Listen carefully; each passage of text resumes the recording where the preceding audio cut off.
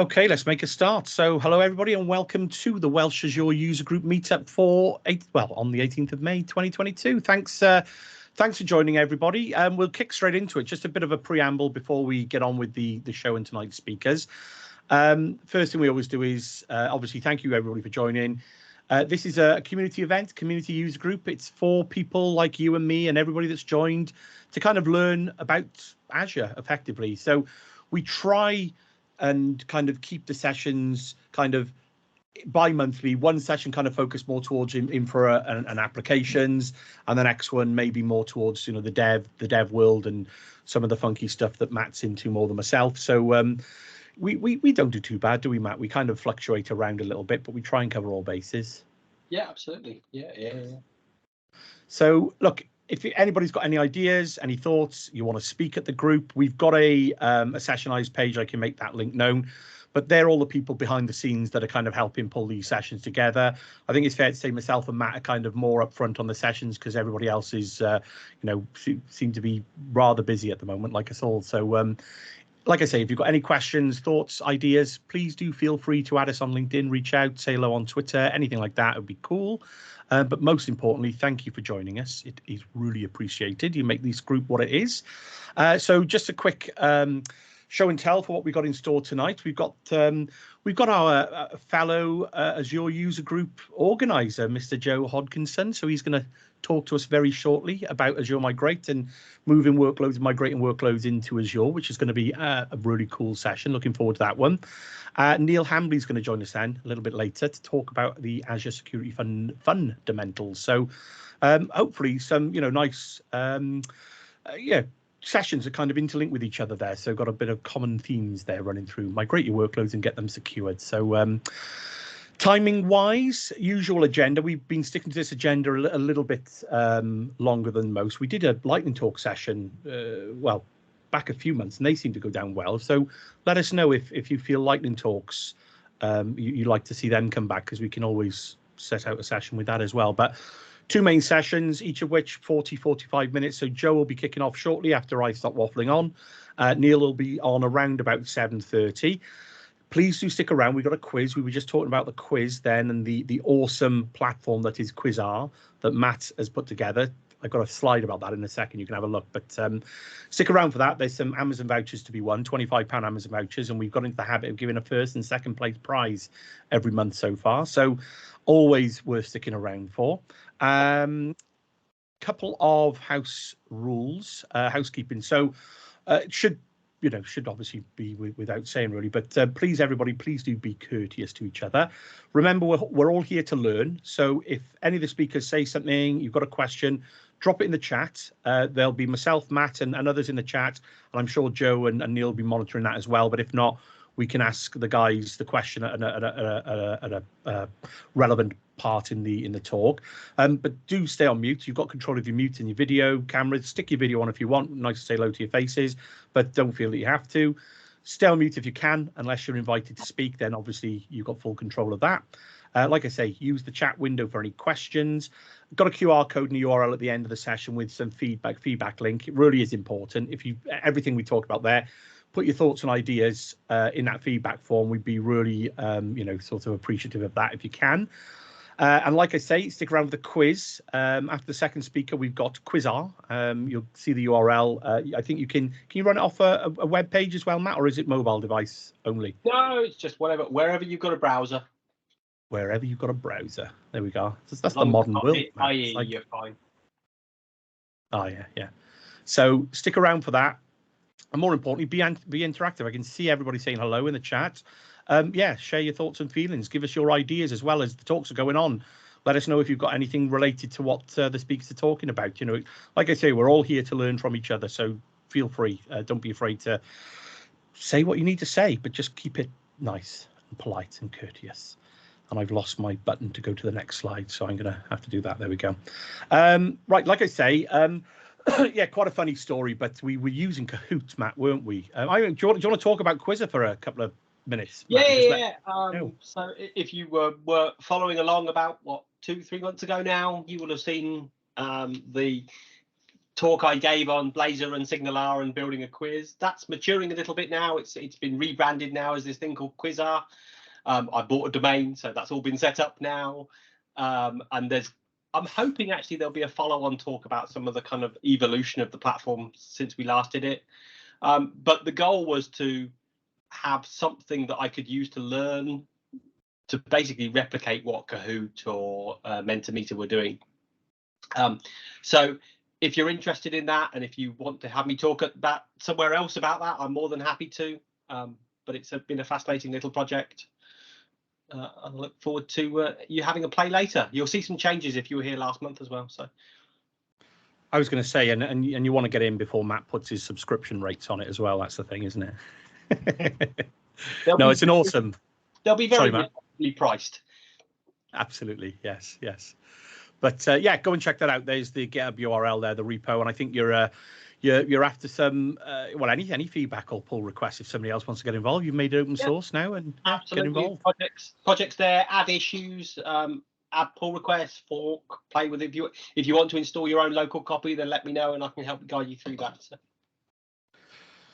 Good stuff. So there we go, touting our own wares for the Welsh Azure user group. You're gonna have to badge it up, Matt. You're gonna have to get the Welsh Azure logo in there somewhere. We can do that.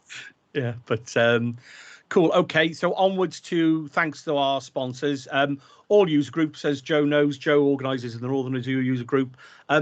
Look, they don't cost a huge amount when it comes to virtual events, but it's fantastic to have the support from some great companies across the UK. Big shout out to Servant. I know they sponsor ourselves and Joe's group up the Northern Azure, and I know they do the Glasgow Azure user group as well. So big shout out to Servant. Des and the team have been fantastic in their support and kind of helping the group grow over the last, well, what is coming up to 2 years. Can you believe it, Matt? It's going to be nearly 2 years we're at now, so we'll probably have to have maybe that's our in-person event, Matt, the 2-year anniversary. Oh, that's a good idea. Yeah, there we go, that's the theme. So yeah, big shout out to Servant, great support from those guys. Likewise, we were fortunate enough to be sponsored by Admiral, who are locally headquartered down in Cardiff, so they've been a big help and support to us as well as time has gone on. And last but by no means least, NetApp for their support as well. So these guys have been kind of fundamental. It's great to have the support from 3 fantastic companies there to help, like, fundamentally just bring whatever it is the people in this group want to learn about. Let's try and get these sessions together and organize and make it a bit more of an open forum that we can interactively chat with each other and help each other on our learning journeys, because we know how difficult that can be. So thank you to our sponsors. Just a couple of exercises I just wanted to say. We've got Build coming up next week. So if you've not registered for Microsoft Build, it's fundamentally, it's fair to say, Matt, it's a developer forum conference by most part, but I think those lines are very quickly becoming blurred in later years between Ignite and Build. There's lots of announcements, but I think traditionally Ignite has been more IT pro, Build has been more developer, but look, there's lots of blurred lines. So you go on, Matt. There's a recognition that the lines are blurring between developers and IT people anyway. So, at some point, there's going to be something for everyone over next week. It should be an interesting one. Should be a good one. Yeah, no, absolutely. So if you've not registered, go and sign up. I believe it's, Adam's just asking if there's a backlog of content. Yes, I'll get you the URL. They're up on the YouTube channel. Adam, I'll get you the URL in a second. I'll post it in the chat. So yeah, we've been going, it's coming up to 2 years. So we've got about 21, 22 sessions, I think, maybe in there, something like that now. But yeah, anyway, if you've not registered for Build, go and sign up. They're doing an in-person, or it's an in-person, but I think an invite only. So there's a lot of live content coming out of Reading on the Wednesday. And God knows how, I don't know who that guy is there and how he managed to get his picture on a Microsoft website, but I was quite chuffed with that one. So some familiar faces there if you're used to the community in the UK anyway. So go and get yourself signed up and yeah, join in. Like I said, there's loads of live sessions coming out of Reading on the Wednesday the 25th, but the whole event kicks off around about 4 o'clock UK time, Matt, I think, is it, with the keynote? On the Tuesday, yeah. The keynote's Tuesday night at about 4:30, I think it is. I think it all starts. And then the rest of the content, the majority of the UK content, will be Wednesday and Thursday. So yes, yeah, absolutely. So there we go. That's all from me. Matt, you got anything else to add before we hand on over to Joe? No, enjoy yourself tonight. We've got some good content coming up, so enjoy it. And on that note, Joe, over to you. Thank you for joining us. You. Yeah, well, thank you for having me. It's great to be here. Right, let me share my screen. Now, I've got a widescreen monitor, which is fantastic for me, but it's a pain for everybody else when I'm sharing. So let's see how we get on. Okay, so I've got a bit of a slide deck, and I say a bit of a slide deck. One of the many fantastic things about working at Microsoft is that we have access to a whole marketing team of people that create some fantastic presentations. And this one is over 90 slides long, but don't worry, I have cut out a lot of these slides. But I've left them in there because I can share these at the end, and there's a lot of useful information. So I thought that I'd leave them in there and then just hide them as we go through. Okay, let me put it into full screen mode. So what I wanted to just have a bit of a chat about, and please feel free to interrupt with questions, and we can have a chat as we go through, was Azure Migrate. And in particular, how to move different workloads up into Azure, not just virtual machines, which is probably what you think of when you think of migrating and lifting and shifting, but Azure Migrate is a service that's brought together a lot of services that were kind of all over the place before. Microsoft have brought them under the kind of umbrella service called Azure Migrate, and it could be used for lots and lots of different things, not just virtual machines, as we'll see as we go through. So just very quickly, really cheeky plug. So as it's been said, we've got the Northern Azure user group. Our next event is on June the 7th. We are back in person now. So we did our first back in person a couple of months ago, which was fantastic. Just how many IT people does it take to work on web cameras and a mic? The answer is a lot. So the whole hybrid was a bit of a challenge. We're going to attempt it again on June the 7th, so it'd be fantastic to see you there, and we'll get the links out onto LinkedIn, etc., to get signed up. Okay, so I'm going to whiz through the slides, and then we'll jump into doing some hopeful demos, depending on how things go. But so I'll go through these at some pace. So we're not just doing death by PowerPoint. But as I say, Azure Migrate it's a service that's been developed over many years. You may have heard of Azure Site Recovery, ASR. That was one of the many services, and it still is a service that is applicable to doing disaster recovery. But that also used to be used for doing things like lift and shift VMs. So Microsoft has brought all these different services together, put them under Azure Migrate, and we can do things like servers, databases, even VDI. So think terminal services on premises. We can get those shifted up into services like Azure Virtual Desktop, web apps as well. So I know some developer kind of people on here, so that might be interesting. And also Databox as well. So Databox is a fantastic service from Microsoft. If you've got a lot of data to move, terabytes and terabytes of data, trying to put that over a wire it's going to be pretty much impossible, depending on your broadband. Obviously, if you're with BT, John, I'm sure that it'd be fantastic. But if you've got terabytes of data, it may be worth looking at Databox. And what that is where Microsoft ship you an actual hard disk, effectively, all encrypted, obviously, all managed. You put your data on it and then ship it back to Microsoft, and they upload it to your storage account for you. So lots of different services all come together under Azure Migrate. Now, being a Microsoft product, in traditional Microsoft style, there's some fantastic service there, but then at some point they do kind of pass on to partners to fill some of the gaps. And Azure Migrate is no different. It's extensible. You can plug in third-party services into it to give you some extra features, and we'll have a look at some of those in the portal. So yeah, so this is just, again, just kind of reiterate what I've said, really. So all of these different types of services, databases, web apps, etc., and then the Azure Migrate that can plug them, label that point. Okay, so I guess it's kind of worth calling out as well is that we're very much looking at migrating services at the moment. That lift and shift approach, as it's commonly known, or rehosting, if you're thinking about it in the 5 Rs factor. And it is absolutely a valid approach. There are definitely times where a lift and shift, a rehost or a refactor. So a refactor would be where you're not changing the actual code, but perhaps you're changing the database system it's hosted on, or you might go from IIS to an app service plan, for example. They're absolutely valid approaches, but it certainly isn't the default approach that should be taken. It may be better to re-architect or to rebuild these things and do it a little bit more cloud native. Lifting and shifting, rehosting is not necessarily and probably won't be the cheapest way to do this. So it's definitely worth thinking about rather than just being the default answer. But if a rehost, a lift and shift, whatever you want to call it, is the right thing, then there are a few different steps that we need to go on. One, that we need to actually go and discover what's out there. Now, it may be that you're quite a small organization, you've got a handful of servers, they've all got nice names and you look after them really well, you know exactly what's running on each server, you know where all your SQL databases are running, you know what's installed on those servers. Then the discovery phase may be pretty simple for you. But if you're a mid to large organization, think hundreds or even thousands of servers, because Azure Migrate is more than capable of scaling to those kind of numbers, then the discovery phase is absolutely critical to understand what it is that you need to move.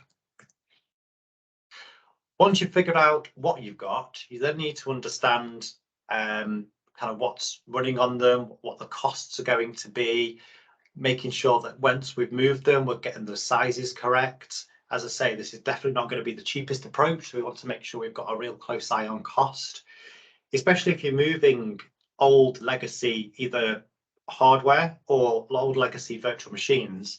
With an old mindset, you probably scaled these things really big.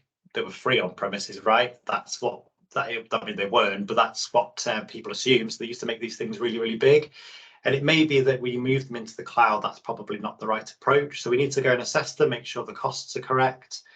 We need to make sure that if we're moving things like databases, that a cloud native service is actually capable of running it. Something like Azure SQL, fantastic service, but isn't necessarily going to give you all of the different SQL features that you would have had on premises. So that's very much around the assess phase.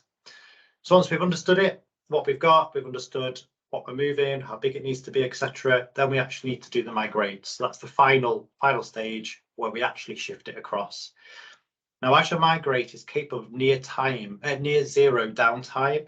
And what that means is that we've moved the resource, virtual machine or a database, etc. We've moved it, we've kept the thing in sync, and then when we're ready, we actually do the flip over. So it's not a case of having to spend hours and hours offline while the thing moves. We've already moved it, we're just flipping over at that migrate stage, and we can show some of that. And the great thing about this as well, it can all be tested. So the last thing we want to do is get to migration day and all of a sudden things aren't working. So we can test the migration before we go live. Okay, so how do we do it then? So what is Azure Migrate and how does all this magic kind of happen? Well, there are various different approaches to it, obviously depending on the service that you're doing. The one that we're going to have a look at today, well, there's a few we're going to look at. One is going to be virtual machines. One is going to be a SQL database, and one is going to be an IIS website. So each one has got its own way of doing this. But for a virtual machine, we're going to have an appliance. Now, the appliance in our scenario today is going to be a Hyper-V machine. So we've created a Hyper-V virtual machine that is going to sit there and do the migration for us. But equally, you could do this on VMware. So there's an actual VMware template that can be used to go and deploy this. Or if it is in another cloud, AWS, Google, etc., or it's hardware on tin on premises, then there's also a physical approach to it as well. The great thing here as well, if you look at this last one here, for the majority of what I've just said, there is actually no impact to source. So for the Hyper-V and VMware one, it's replicating from underneath. It's replicating at the hypervisor level. So they're not having to go and install anything on the host. That's not quite the same for physical or other clouds, but for the hypervisor ones, we can do it without any changes. Okay, and then this just kind of goes through those different steps. Okay, so discover then. As I say, agentless. We haven't got to go and install anything. This box here, the inventory applications, this is a fantastic one, especially if you're using VMware, or only if you're using VMware. What this can actually go and do is to work out the interdependencies between different applications that could be installed on those machines. So think about it. You don't want to go and migrate a database up into Azure when your application servers are still on premises, or it may be that you've got an application that is multi-tiered and it's installed across a lot of different VMs and you're not really sure about what's talking to what and how chatty these things are. Then if you're on VMware, then Azure Migrate is actually capable of telling you all these interdependencies, which is fantastic. I left this slide in, really useful information. There are obviously some supported versions of prerequisites, etc. So definitely worth having a look at this if it's something that you are thinking about attempting. And then just very quickly to go through these, as I say, there's three different approaches. The VMware one, we're going to use an appliance. You can see things like performance data and ports, etc. that's required, and the APIs that are used and the rights and permissions that are needed. Similarly, for Hyper-V machines, we can use the appliance and the ports, etc. that's going to be used. And then again, if we're using different clouds, AWS, Google, etc., then we are going to be using an appliance, but it's not at the hypervisor level. We do have to install something actually on the virtual machines, and I'll show you what that looks like. I thought that was just some useful information as well about retention periods. Then this bit's really interesting, the data store. What's fascinating about some of these services is the other Azure services that these things are using. Microsoft isn't starting from scratch every single time it creates this. It's making use of those really good services that it's got. So under the covers, it's actually using things like Azure Cosmos DB. So if you've never used Azure Cosmos DB before, but you're using Azure Migrate, you are actually under the covers using some of these services. So just show some of the interdependencies with them. SQL, exactly the same. There's some prereqs and supported versions that you'll need to just make sure that you've got correct. Now, this one's pretty fascinating. As I say, this thing is capable of scaling to incredible levels. So 35,000 servers per Azure Migrate project. So if you are migrating that many servers, that's a massive, massive project. But it also goes to show you're not going to start hitting the limits of these things. And if you are, then obviously it's a much bigger scale than just something you want to kind of do on the fly. Okay, so assess servers for migration. Kind of talk through this anyway, but we're going to analyze the performance of the boxes, and we're going to see what's running on them. This is then going to start doing things like right sizing and cost planning. You can tell it if you want to use things like reserved instances and also hybrid use benefit. And I'll show you some of that in the portal, but they can be fantastic for reducing some of the cost. Moving servers to Azure, and I keep laboring the point, but is not going to be the most cost-effective approach. So any kind of programs or rights that Microsoft are giving you is well worth taking advantage of. Now, everything we've talked about so far is using the discovery. Now, if we don't want to do that and we just want to feed it the information, we can also do that through a CSV file. We can upload an Excel file with that data. So think about if you're offline, or you perhaps have all that data in a CMDB, but you don't want to go through the process of installing the appliance, doing the assessments. You can feed it with the CSV data. What you're not going to get there, though, is the really rich information about right sizing. Microsoft would recommend you leave the assessment running for about 30 days, so you get a nice month spread of information. Think about a finance server. It may be used at payroll time, for example, so only once a month. If we're not capturing all that rich information, it may be the right sizing is not going to be accurate. But it is possible to do. We can just feed it in a CSV file if that's what we wanted to do. Okay, we talked about this as well. So just making sure that it's ready and correct, that the sizing is right, and we've got the monthly costs. Now, as it's doing that assessment, it's also going to give us a bit of a confidence score. It's going to tell us how confident it is the information it's giving us is right. And it does this through a bit of a formula. The longer you're running it, obviously, the more confident it's going to be. So I'll just leave this in just to show you when it's giving you the stars, what those stars are actually meaning. Okay, so that was all virtual machines, and I said I'd run through this really fast because I want to get to the demo, so it's a bit more interesting. But with the SQL assessment, very, very similar. We can run the SQL assessment against your database. It would then tell us if it's capable of going in an Azure SQL, so that pure PAS SQL environment. It may be that Azure SQL isn't the right case, and if you've got a really legacy application, it may be that Azure SQL won't be compatible. So then it'll be able to tell us, would a SQL managed instance be correct instead? And a managed instance kind of sits between installing SQL on a virtual machine, on an IaaS virtual machine, and you're having to manage the whole thing yourself. An Azure SQL database is purely PaaS, so Microsoft's taking everything, it's just exposing the database to you. So Microsoft have this halfway house, an Azure SQL managed instance, where it's exposing more of the SQL environment, more of the SQL features to you, but you still don't have to manage the virtual machine. So that may be a tier that might be more suitable, especially if you've got a legacy application. And the assessment will be able to tell us all that detail. Okay, we talk through that. Okay, and then just finally then, so the migration stages. So we're going to enable replication. So we're going to tell Azure Migrate we want to start replicating this virtual machine. That's going to do the initial replication. And that's going to take as long as it takes.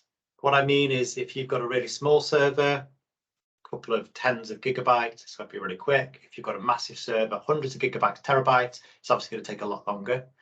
Once that's done, though, it's just going to keep this thing in sync. It's going to do delta replications. So when you're making changes to your on-premises, Azure Migrate is going to be replicating those up into Azure to keep them in sync.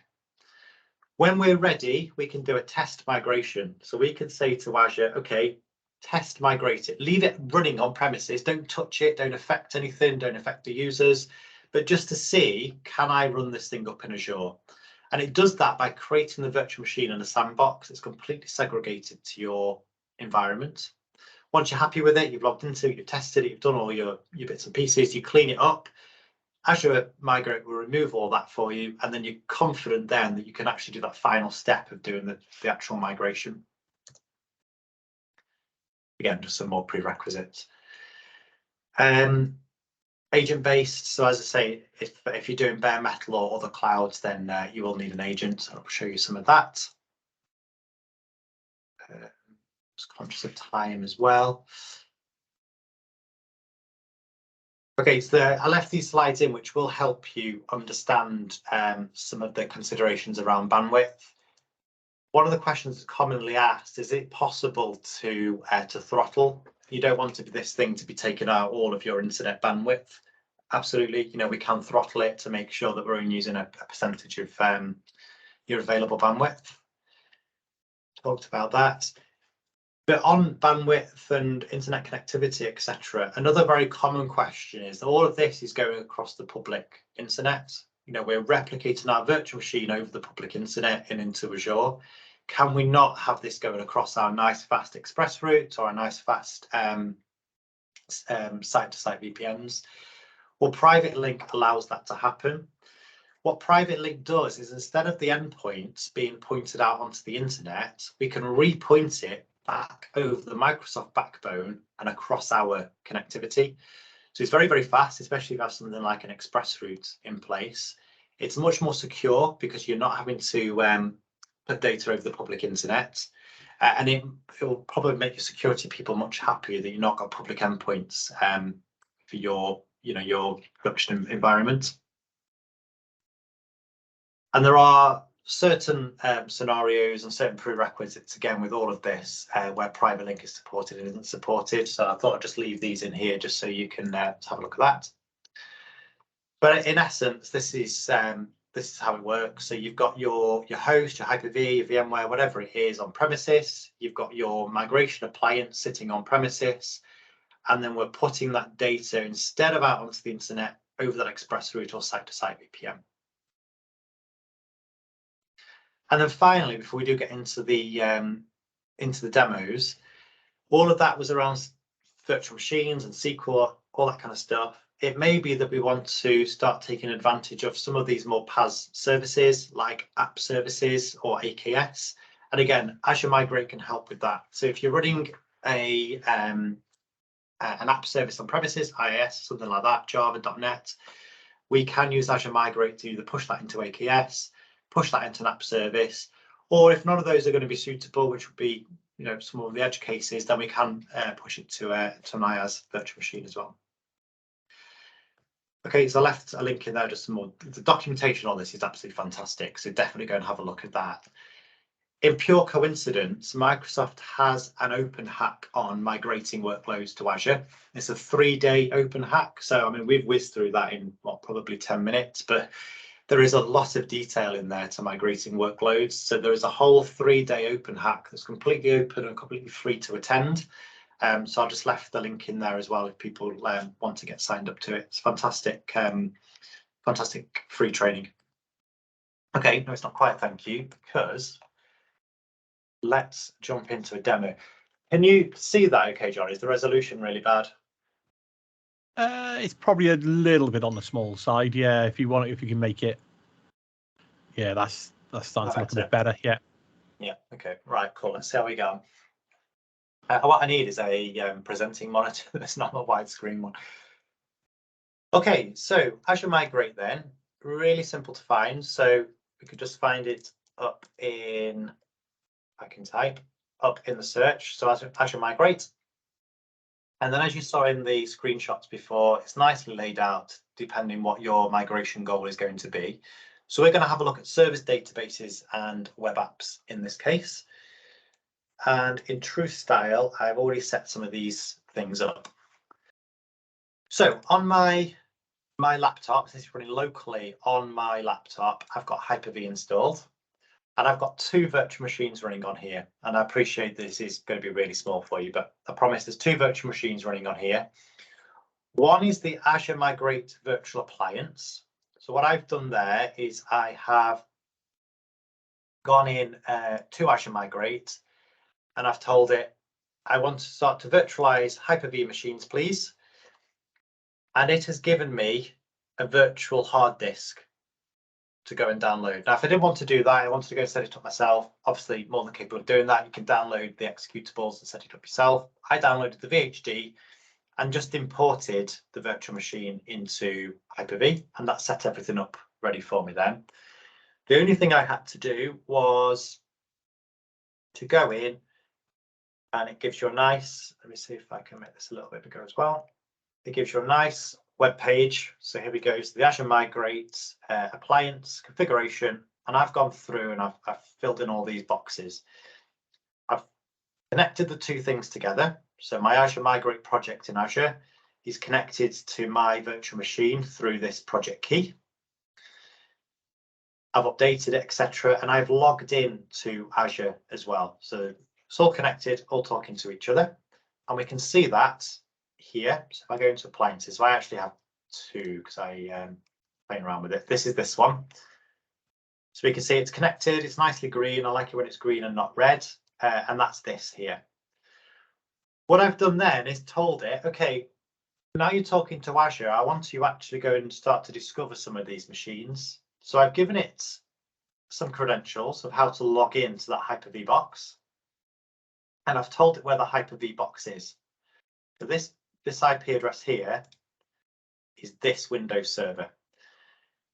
Now, to make it a bit more interesting, on this Windows server, we're doing a bit of inception here. We're running virtual machines on virtual machines, and that VM is running 3 virtual machines within it. Okay. So what we'll see back in the Azure Migrate project now, if we go back, we'll see 3 virtual machines. Let's change the client it's talking to. And there they are. So demo 1, demo 2, demo 3, it's found them itself. And if I went to go and create another one, I created demo 4 in there, Azure Migrate would instantly find that. And the reason is don't forget this is agentless. We're discovering these from the hypervisor level. We're not having to go and install anything on the box. And there's Linux on here as well. I think one of these is Ubuntu, and 2 of them are Windows as well. So, it caters for it all. And what I've done here is set up an assessment. Keep me honest on time, John, as well, because I'll rabbit on all night. I've set up an assessment. Okay, good. I've set up an assessment. So this has gone through and worked out Azure readiness. So it says on known OS, which is a bit odd because it does know it's Windows Server, so why it's saying that. But it's gone through and done an assessment. And it's also gone through and worked out if I did move this machine, what would it cost? So things like storage, etc. So some costs in there, so I can keep a really close eye before I decide to do the move. And what you would do is if you had, say, like a group of servers that made up a particular application, or perhaps all your production, so I call this from production, but it may be, say you've got a group of servers that make up an application, you can go through and you can create a group for those, group them all together, and you can see how much that application would cost to move. Just going back into the cost just a second as well, sorry. Go in here. I can also tell it what licensing program have I got. So maybe I've got an enterprise agreement and Microsoft are giving me a little bit of a discount. I'm not sure, 22%, but maybe. So maybe they're getting a bit of a discount on there. How often am I keeping this virtual machine up? Do I have any Windows licenses? So again, just referencing hybrid use benefit, because not enough people make advantage of this. But if you're moving your virtual machine from on-premises up into Azure and you've got the right licensing on premises, then just move that license. You haven't then got to pay for it in Azure. It's going to save you a considerable amount of money. Performance data. We can say comfort factor as well, just to make some people a bit more comfortable. We can say, okay, well, you know, let's just give it a bit of headroom. So we can say, let's times it by 2. And what we're doing it for, we're performance-based, etc. So it's all very much customizable to get that report out of it. Okay, then, so that's the discovery phase. So we've discovered it through the Hyper-V. We have assessed it, we understand what's running on there, we understand the costs. Now we actually want to go and do a move. So we come down here to migration tools, and we can see that we've got 3 replicating servers. I've set these up earlier just because obviously it does take a little bit of time to replicate. But if I wanted to now, I could go into here and I can see that it's healthy, it's got no issues, it's synchronizing, so it last synchronized a couple of seconds ago. So this now is keeping in sync with Azure. And if you notice, it may be a bit small on the Hyper-V, but every so often in the status box here, you'll see it actually synchronizing the latest deltas up to Azure. So it's quite nice to just see that happening, to see what it's doing. So this is now keeping it in sync with this Hyper-V machine. And when I'm ready, I can do a test migration. So I can say to Azure Migrate, okay, we'll move it. This RG Migrate VNet, this is where it's going to sit. This is where it should sit. So I'm going to sit it in this one, which is a segregated network. And I'm just going to test that migration just to make sure it works. So what Azure Migrate will now go off and do, it'll make sure it's got the latest changes, and it will start the test failover. And they'll actually go and create that virtual machine for me, proper virtual machine. So I can go and log into it, connect to it, and do what I want to do. The thing to bear in mind with the test failover, though, is that you need to make sure you can obviously still get to things like Active Directory or SQL or the other resources that the application needs. It's all very well migrating this one virtual machine across. If you can't get to the database, you still wouldn't be able to test it end to end. So you just need to make sure that you've really thought about your test plan. So I'll just go through now and have a think about that. The other thing that I did as well today is, oh, it's locked me out. Oh, there we go. No, don't worry, you're not in the wrong user group. We are in AWS here. AWS is complicated to navigate. I will absolutely say that. There are so many options. But what I've done is create a couple of virtual machines in AWS. And that's these 2 boxes here. Now, as I said during the slides, to move from another cloud or from bare metal tin is not agentless. Okay, so we've still got the appliance, and that's this box here that you can see, so that the appliance is installed on here, and I've been through and I've connected it through to my Azure environment. And then I have this virtual machine here, which is the one that I want to migrate. So this one that's called Migrate Me. Just zoom in a little bit. This one here. What I've had to do is actually install an agent onto this machine, and that's this agent here, the unified agent. And what I've done is I've told the agent, okay, this box here is your appliance. So it's the other one that's running in AWS, this one. And you connect two things together with the passphrase. I've given it the passphrase. I've lost it all in Windows. Yeah, given it the passphrase and the port that it's talking on. And now what you'll notice up in Azure Migrate, if we just flip back to replicating servers, we've got this one here.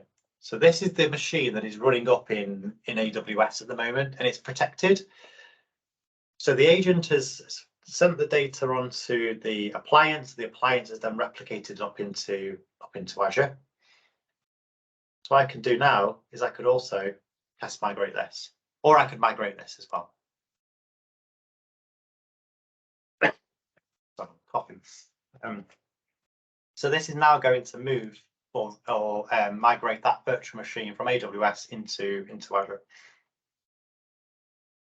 Okay, so that test failure has completed. So if we go in here, there it is, demo1-test. So it's put -test on the end, just so we know it's the test one. Yeah, it's still creating, but it's nearly there. And then once I'm done, there you go, it's finished creating it.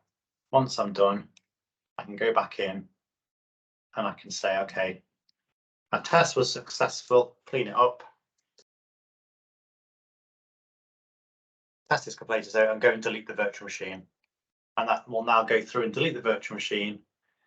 And then once I'm happy, I'm all good, I can actually go and do the actual migration and flip the machine over for real.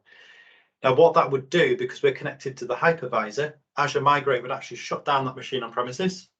Well, it would make sure the latest changes are replicated, shut down the machine on premises, and then rebuild that machine up in Azure.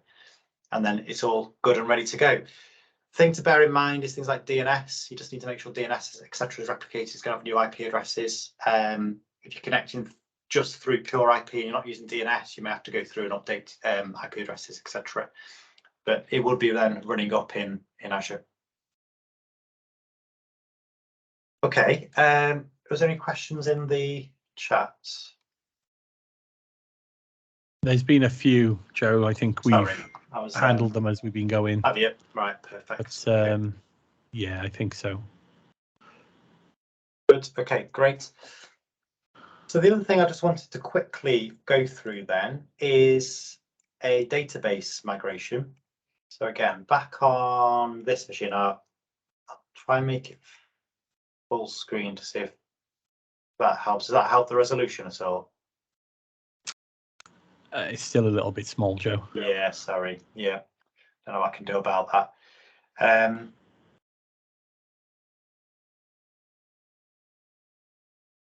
Yeah, I'm not sure what I'll be able to do about that.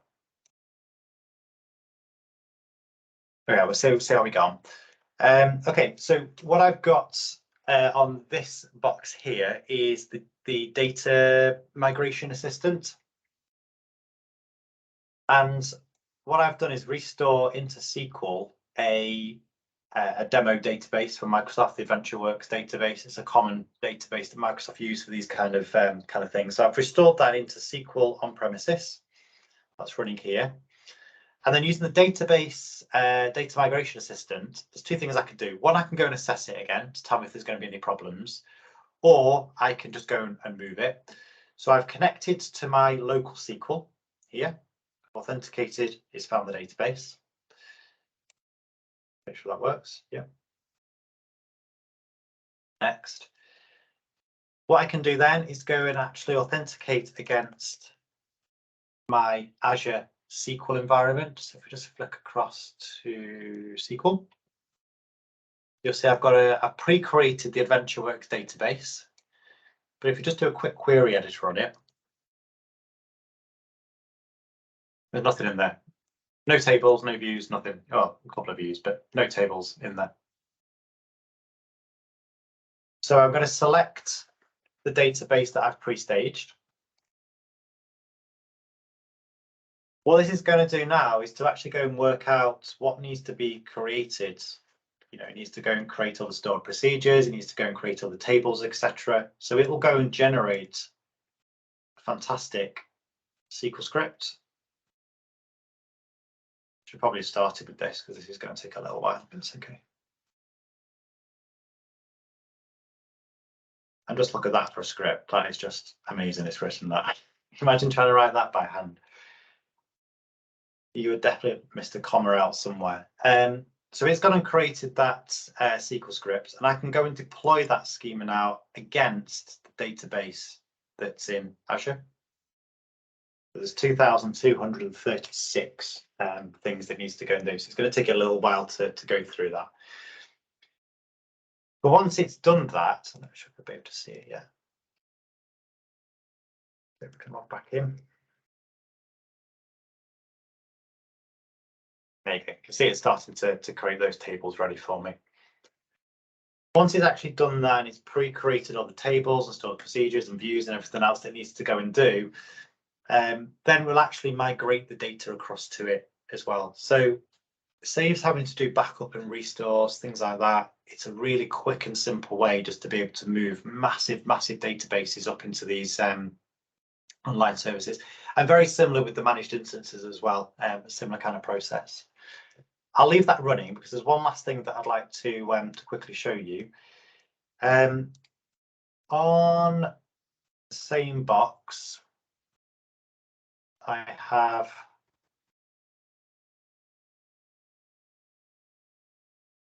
IIS running.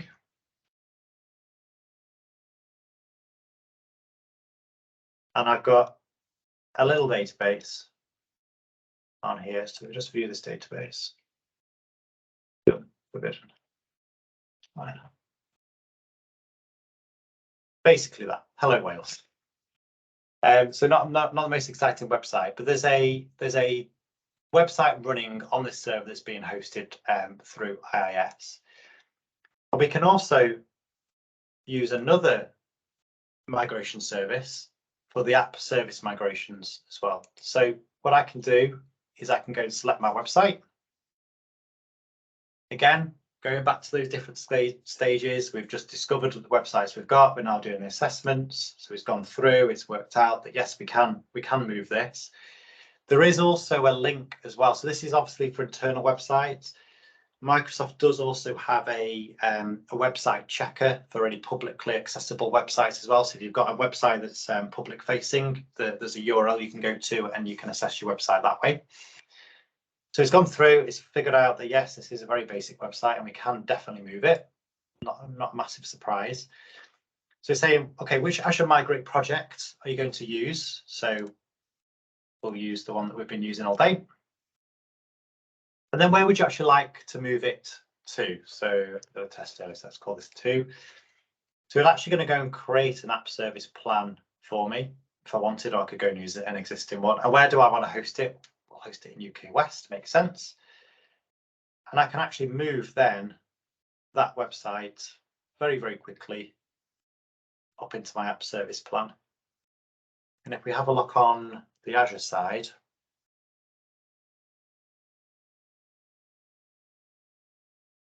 app service.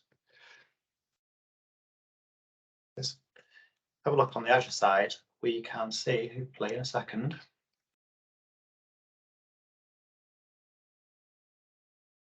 Should be creating me an app service with that website. Oh, is the database? Oh, so there you go. So it's finished creating the 2,236 objects for me. So there we go. So I just need to click the Migrate Data button now. So that's this one down here. Probably can't see it. And that's going to go through now and start migrating and populating those views and tables that it's just created for me. So we'll come back to that. There we go. So it's gone and created me an app service plan now in Azure. And I can also see in here, I could go to my website. This is obviously now publicly facing. It's an Azure website. You can see that here, .azurewebsites.net, and it's just moved that content for me. Not most exciting content, but it's moved it. Okay, finally then, let's just flip back to the database. If we go to query editor now, log back in. We just select one of these, let's just see if this has got any data on it.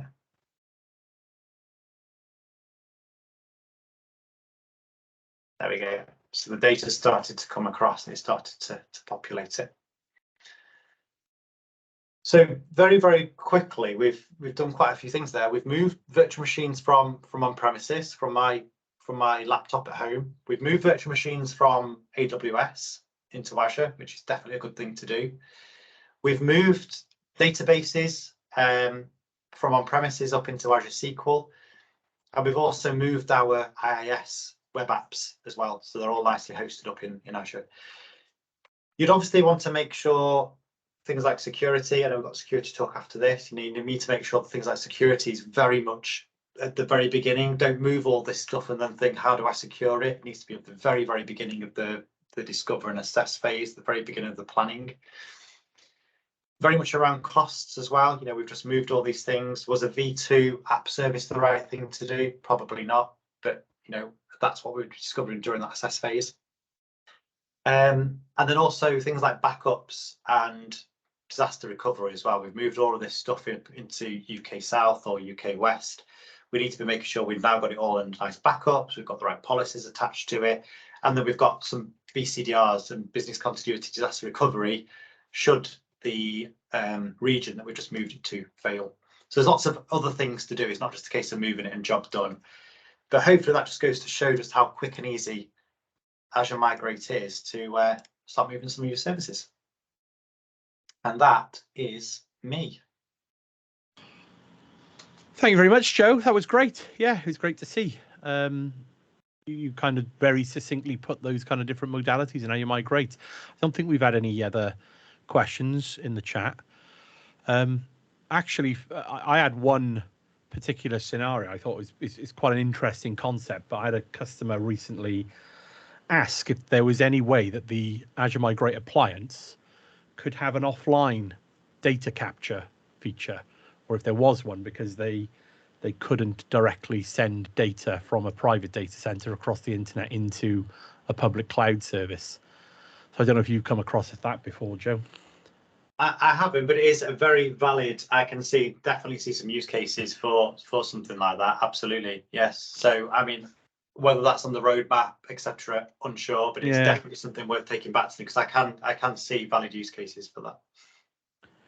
Yeah, awesome stuff. No, thanks a lot, Joe. I don't think there's any more questions. So on that the last thing I will say, the one thing I did forget around is sustainability as well. So obviously Microsoft have always had and continue to have a big push on sustainability. So it's definitely worth having a look at the sustainability links as well. There are now some previews coming out around if you do move these services, or the services you are using in both Office 365 and in Azure, what is your carbon emission? You know, what effect are you having? And also your on-premises as well. So Microsoft can work with you to work out your on-premises footprint, old SANs, old servers, etc. If you move those up into Azure, what positive effect are you going to have? So do just have a good think about sustainability, and there's lots of really good links that are coming from Microsoft on that. I think I saw not long ago, didn't they release like a sustainability calculator as well, Joe? Exactly. Yeah, they do. Yeah. Nice dashboards and calculators and things. Yeah, they've got they've got some really strong commitments on sustainability, but there's another massive push on it at the moment. Yeah, no. Awesome stuff. Thanks very much, Joe. If everybody wants to come off mute or use the reactions to show your appreciation. Great chat. Thank you very much, Joe. No problem. Thank you. Okie dokie. Well, I think we will just hand straight on over. I can see Mr. Hambly has joined us this evening in the chat. Hope the puppy's okay, Neil. Thanks for rushing back and getting online. He's there, isn't he? There he is. Hey guys, can you hear me okay? Loud and clear, Neil. How you doing? You all right? Yeah, I'm good, thanks. Yeah, the puppy's okay. He's a little bit poorly though, so left it with its mum for a day or two. I'm sure well, getting back up to full that strength. wasn't too stressed about it. It's like just gave him some antibiotics and some hydrations and stuff like that. So yeah, had to come spend a couple of hours kind of just figuring out what that was about. Cool. It's only 7 weeks, so it's not it's not very old. So, yeah, it's just a little one. Well, thank you for rushing back and leaving him be for a minute, but I'll hand straight over to you, Neil, and take it away. Let me just kind of prep up my slides and stuff. Let's get those up and running. Just push that one up to there. So give me a second. Let me just kind of get them all in the right location. So while I'm doing all of that, it's good to be able to come and join you guys for a user group. I haven't done one for a little while, so I've kind of been missing the kind of opportunity to chat at a user group for a while. Just do a lot of them. I mean, when I say a lot of them, I used to do them like all the time. I think when we got to about 400 or 500 sessions, I kind of lost count anymore of like sessions I've done. And that was a few years back. So who knows what the number is these days. Everyone, so let me put my share on so you can kind of see. So what I'm going to do, my session tonight is on Azure Security. So I was sitting there kind of figuring out what will I kind of share. There's a number of courses I deliver as a Microsoft certified trainer and kind of data MVP. I'm constantly doing sessions on Azure and data systems. And Azure is one of the things that I've been spending a bit more time on recently, especially with the architectural piece. And I do a number of security related deliveries. So the SC900, for example, the FUNdamentals, Azure Security FUNdamentals, the AZ 500, the bit more advanced associate level, 3 or 4 day course, and also deliver the open hacks for Microsoft around a bunch of technologies. But one of the ones I do is called the SCI, which is Security Compliance and Identity. I've got, I think, 6 or 7 weeks of open hacks in front of me, and I think I've got a couple of SCI ones in there as well. So what I'm going to do is I'm going to pick a bit of that content from the SC900. I'm actually going to jump into what we call module 3, which is more about kind of the types of security solutions as offerings. So I believe we have like 45 minutes on the clock. I'll use every single minute of that to hopefully describe, explain, answer questions around the old security capabilities in Azure, because there's quite a few there, and kind of move one of these screens into position. So if you have any chat window, any comments, any questions, chat windows there. Of course, we can always go to open mic at the end as well. Just going to get rid of one of these little annoying little things at the bottom corner of my screen that just gets in my eye all the time. Cool. Okay, let's get started. When I do these deliveries as a kind of a full training delivery, and by the way, the SC900, these fundamental courses I deliver, and I deliver them free of charge every so often. So I'm actually going to add the SC900 to my agenda. So if you like what you see in the flavor that you get today, then I will make you aware of when we're going to be actually running the full day training, and it will be free for you to sign up. I did a DAX in a day on Monday.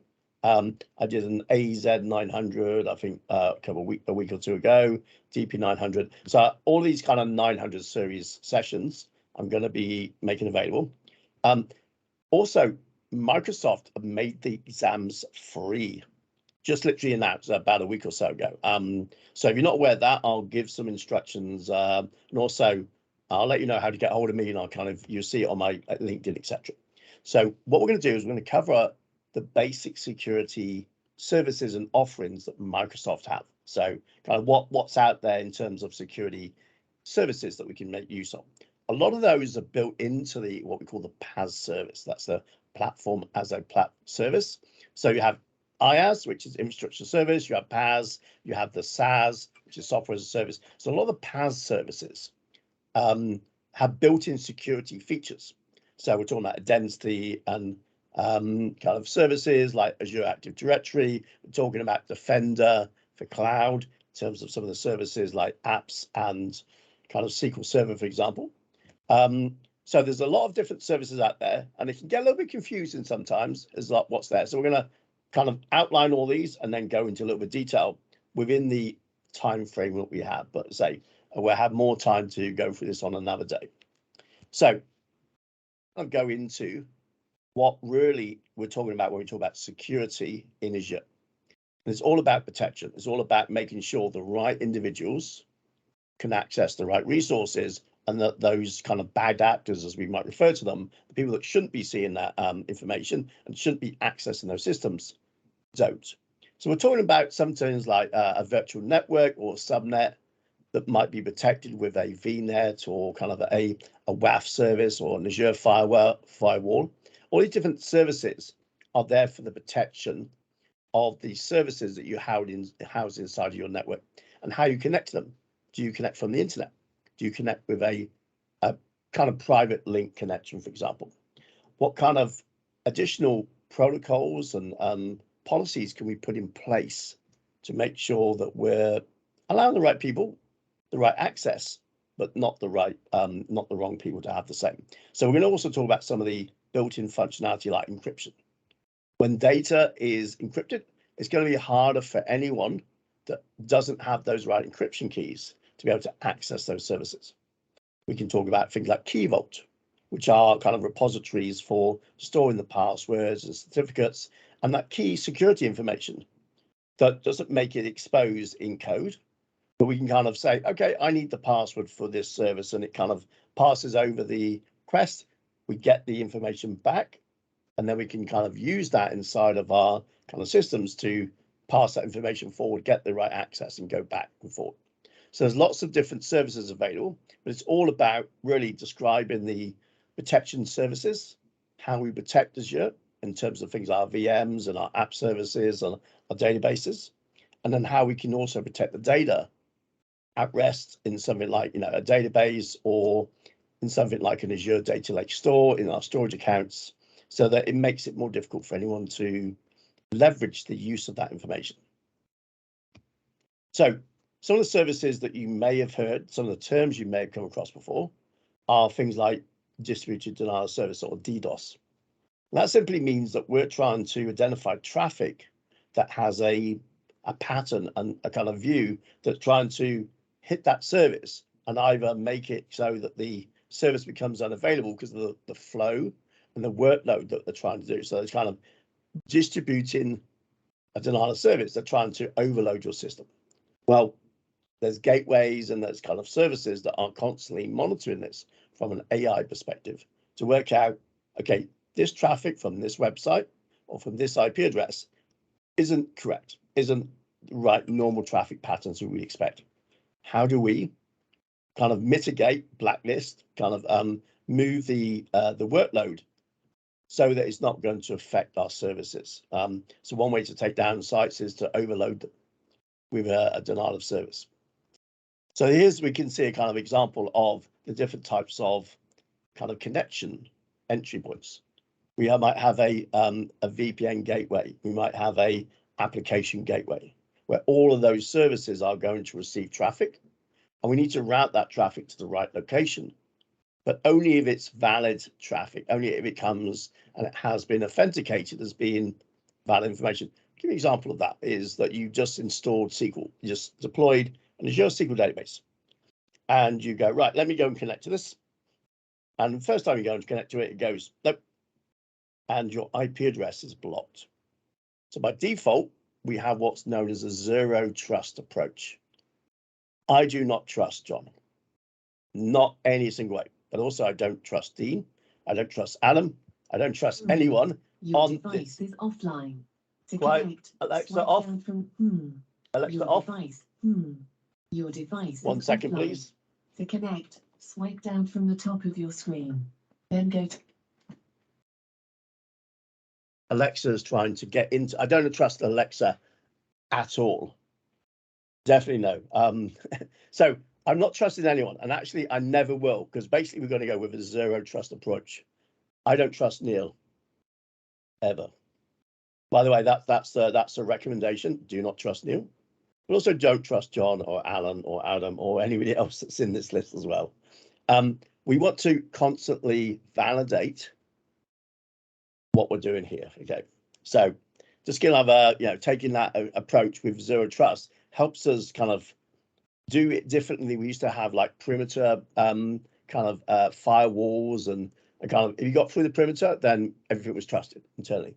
That's not really the way that we want to work. We want to have applications that are going to use multi-factor authentication. And I put it on my systems. When I try and log into Azure, it asks me to validate on my app that I'm approving that connection.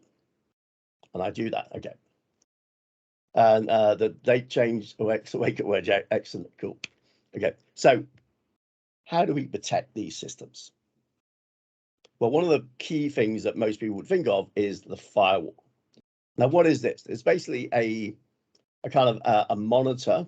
You know, you're not coming in with those shoes at the door of where the data is trying to entry into your network. Okay, so it's basically got a list that allows certain IPs or certain ranges and certain protocols and ports that we're allowing. And we may also be using some like services as well that are approved to come into that service. But if you're not one of the approved list entries, we're going to not allow you in. So the example of the Azure SQL database, when we first started, you weren't on list. I can click on add client IP. It's going to take my IP. It's going to add it to the list. Now you have to have rights to add and modify that list. You need to have certain roles that you are a member of that gives you permissions, the role-based access control, to be able to do that information change on that firewall. Okay, so there's lots of kind of ways of managing the workload of traffic coming in and out, and the firewall is one of those key resources. Now we also have something called a WAF, a WAF, which is basically kind of for a web application firewall. Okay, now what this is for is that's for a specific set of networks. So your virtual network or your subnets with net, we're going to talk about protecting the web assets, the websites, by using a WAF firewall that's going to keep that control. But the Azure firewall is very similar, but it works across maybe multiple subscriptions and multiple virtual networks, whereas a WAF will be dedicated to a single network. Okay. But you can see here we can integrate it with things like the Azure Monitor, which is really cool because it allows us to constantly monitor traffic, alert us when things are not happening correctly, and also maybe take active actions that we need to do to protect our systems. So not only kind of notify that we've got a problem, but actually maybe even block those IPs for a period of time and, you know, kind of make a hardening of the systems to make sure that we don't get breached. Now, we can also manage traffic going in, but also traffic coming back out again. So you may be able to, for example, connect to our service, but you're not going to be able to export any data because the kind of firewall rules that we're going to apply allow traffic maybe to only going to be certain type of traffic in a certain way. You know, we may not go directly into the database. We may go through a kind of DMZ zone. So we want to have a firewall that's going to look at all the traffic coming in.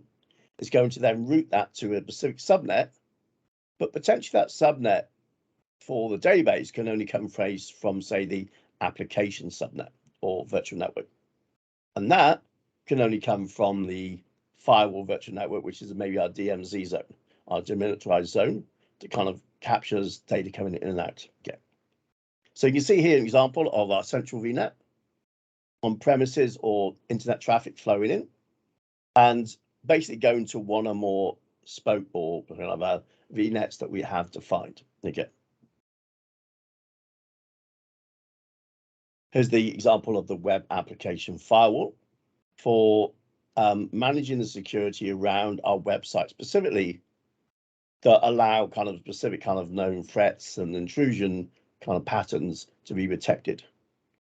So we may be kind of having a separate set of VNets for our databases, for our application tiers, and keeping that all nicely managed and also connected with things like Azure Virtual Network, Defender for Cloud, so that we kind of know if we have a good security posture. That's not sitting upright.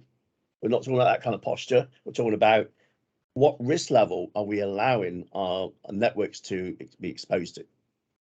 And more you'll see, kind of articles and blogs and kind of, events that happen where there's been a big breach of so many thousands and millions of records.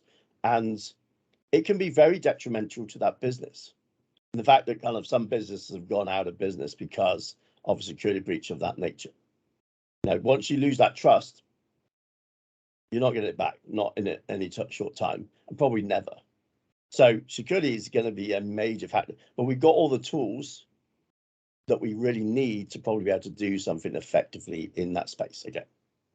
All right. So we can see here from this diagram, lots of kind of different services, bots, people, kind of all trying to get to these assets that are holding data and websites. Think about when you order something, you go to Amazon, for example, you order some items like I did today. I have my credentials logged in there, but I often have to just put in my passcode or my digit kind of for my card, etc. And also I do, but I will then approve that request on my phone. I will actually get a message, come and say, okay, do you approve this? And I have to go and scan in and use my finger thumbprint and scan it with my face and do all the approvals. But I'm confirming that it was me who made that purchase, and I'm okay for that price to be charged to my account. So this is the kind of things that we need to do with the firewalls. We need to make sure we're filtering the traffic into our system, not to back out. I've got a question that's come in. Let's have a look. How an essential Azure firewall protecting multiple VPN connections over one or more gateways. But it may be a little in-depth. We'll have your guys for perhaps for. And so let's kind of take some of the kind of more in-depth questions towards the end. We'll leave a few minutes at the end, and I'll go through and answer those in a bit more detail once we've had time to go through some more content here. Okay. One of the things that I recommend, and I'm actually doing a virtual network proposal for one of my actual consulting clients. I've got to put that together and show them at the end of the month about how we want to kind of separate functional operations in our service into different virtual networks, or I would say maybe a virtual network with some nets inside it. Okay, so whether we kind of have a subnet or virtual networks or a combination of those to separate our services there. Now, what we're trying to do here is we're trying to make sure that we protect the services, the assets that are inside those virtual networks from talking to other external virtual networks or to the internet or to your on-premises services. Okay, so we're kind of having that that kind of gate put around the services to protect those specific services. Now, the way we kind of do this really is you may have a subnet or virtual network that is dedicated to your data sources, like your databases, your data lake stores, etc. You may have a separate virtual network or subnets that are going to be for your application services. Now, why would we want to do this? What's the purpose of separation? Well, think about kind of permissions and security. It can get quite overwhelming to manage all of those, especially in a larger environment. So what we tend to do is we use what we call either an NSG, a network security group, or an ASG, an application security group, and we put our permissions on the groups at the group level.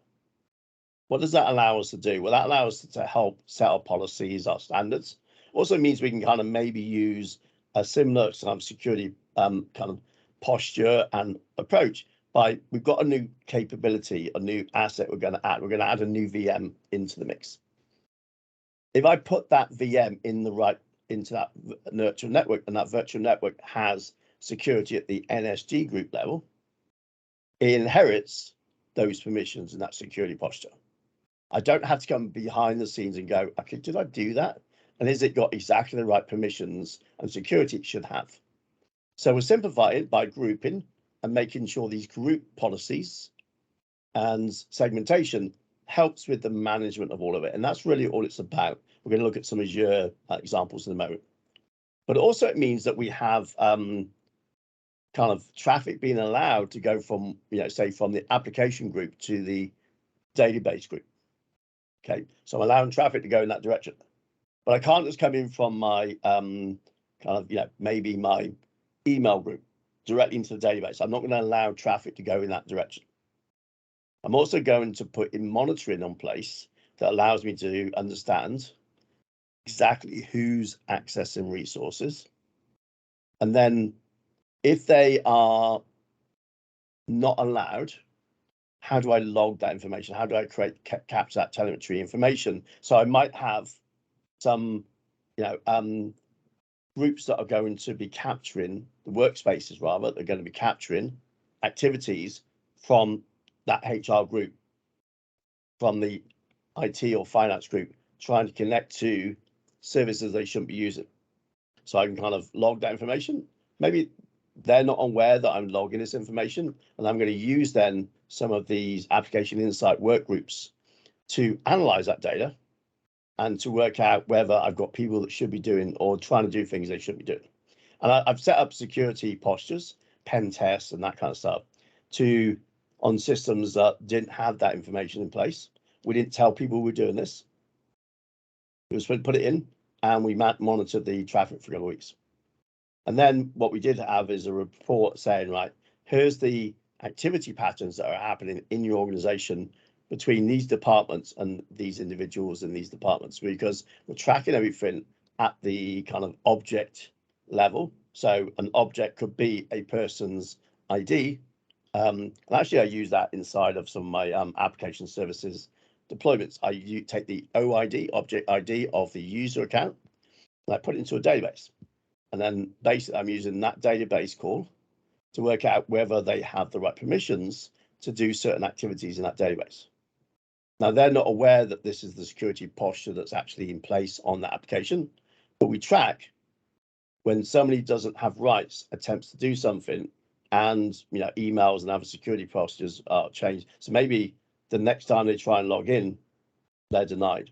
Their account is blocked at the AD level. So they did something they shouldn't have done. They log out, they log back in. They suddenly they have to contact us and say, I can't get in. It's like, yeah, we need to have a chat about your security activities. And when the first few times that happened, it was like, wow, like people happened pretty quick that they are being monitored, and things are, a couple of people got fired for doing things they shouldn't be doing to see in the systems. I mean, there were policies to say you can't go into that system, but they gave themselves elevated rights to do so, and they were gone. So we can capture that, we can restrain it, but we're doing it all through segmentation at the network level by separating these different systems and then putting the right security around those systems. So we talked about NSGs there very quickly. What is it? Basically, it's like a firewall in terms of it has the rules that we say, okay, what protocols, TCP, kind of name servers, name pipes, whatever it's going to be. What action can they do? What direction can they come? So what ports and which kind of priority, and what's their priority in terms of kind of the rules of being allowed to get in and out of that system. So you can see here, we've got an example of an internet connection. By the way, I would say by default, my rule of thumb is I don't allow internet access into Azure. Like, sorry, do you want to say that again? Like, so I'm not going to allow internet access into my Azure. I'm going to give you other access mediums like private network, private connections. I'm going to give you VPN connections. You might have an express route. You could have a specific internet connection, but we're going to do something like a VPN tunnel or something like that. By default, I'm not going to allow just random internet access to come in. Okay. I'm also going to restrain you get into certain subnets or virtual networks unless you are a member of a certain group, and we do everything at the kind of group level rather than individuals. The reason we've that is that if somebody is an individual and you put security of individual, if that gets breached, then that person or their credentials, and you see this like, you know, films and stuff like that, it's like, oh, we hacked their password, and they get in, they have to guess like 4 times, what's the password? What's that dog's name? When were they born? Which country? Like that, they kind of guess it in about 4 minutes. Good luck with trying to guess my password, because I don't know what it is, because I randomly generate it. And it's then stored in a password system. So if I lose that password system, I'm screwed. I have no idea, because it's all random stuff. I could probably go back in and reset those passwords, but that's a real pain in the butt to do. I'm looking forward to the passwordless day ahead of us when it happens. Yeah.